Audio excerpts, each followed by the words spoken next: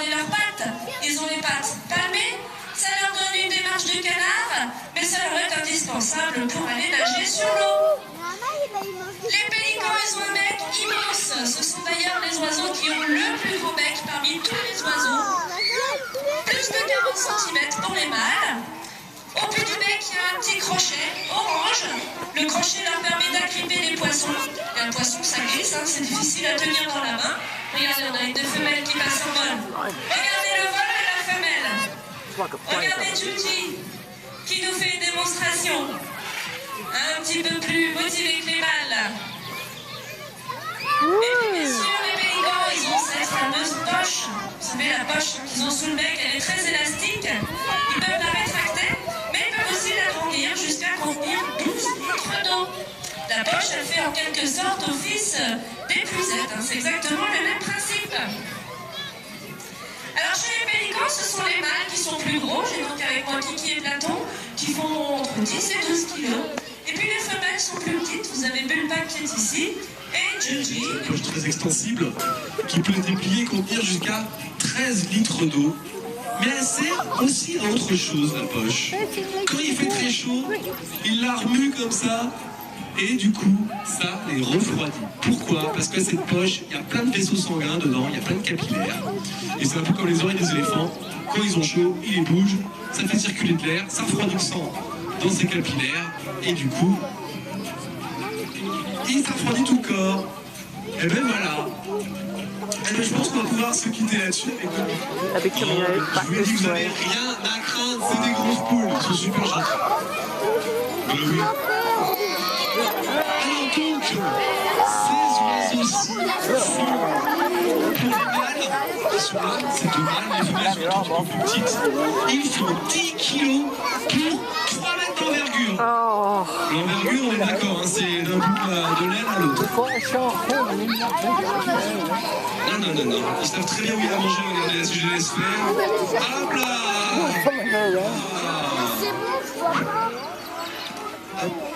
Oh my goodness. Hop là, voici nos cigognes et nos pélicans. Yes. Sont où les pélicans? Alors les cigognes blanches, ce sont des oiseaux plutôt carnivores. Dans le milieu naturel, les cigognes blanches, elles se nourrissent de poissons, de rongeurs, de batraciens. Les batraciens, c'est les grenouilles, de reptiles, de petits mammifères, bref, un peu de tout et aussi beaucoup de vers de terre. Et regardez, avec Aurélie qui va un petit peu au fond là-bas, vers le château, regardez-moi ces gros oiseaux, ce sont des pélicans blancs d'Afrique. Tout à l'heure, je vous ai parlé du condor des Andes, hein, le plus gros oiseau volant au monde. Après le condor, il y a l'albatros. Et après l'albatros, en troisième position, eh ben, il y a le pélican blanc d'Afrique. Allez hop, on va leur proposer de venir faire un petit tour.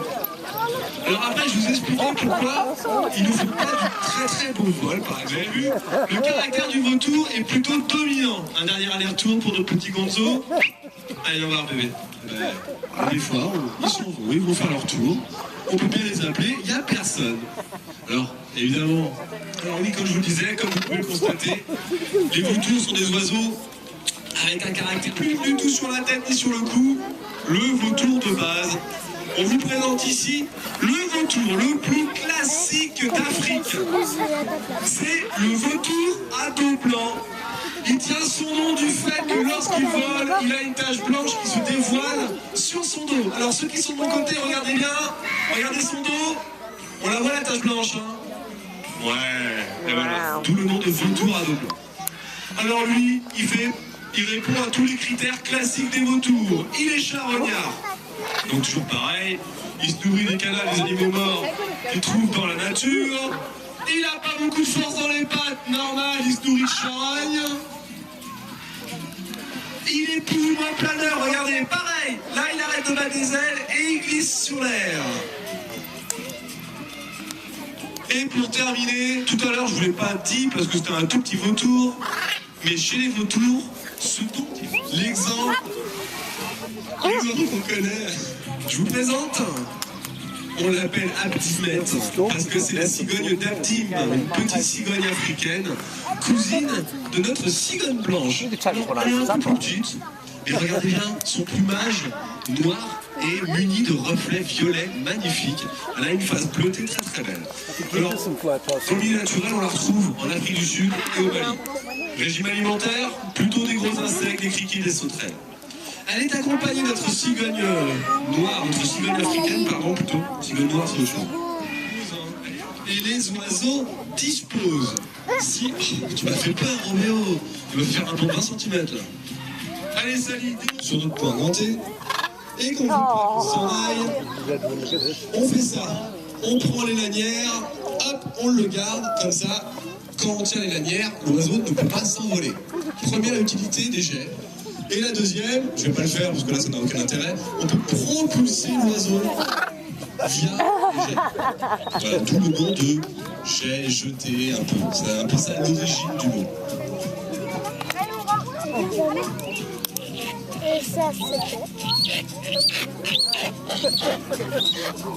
Allez, on va partir, notre petit retour. Et j'ai toujours pas vu Onyara, j'aimerais bien qu'elle vienne me voir.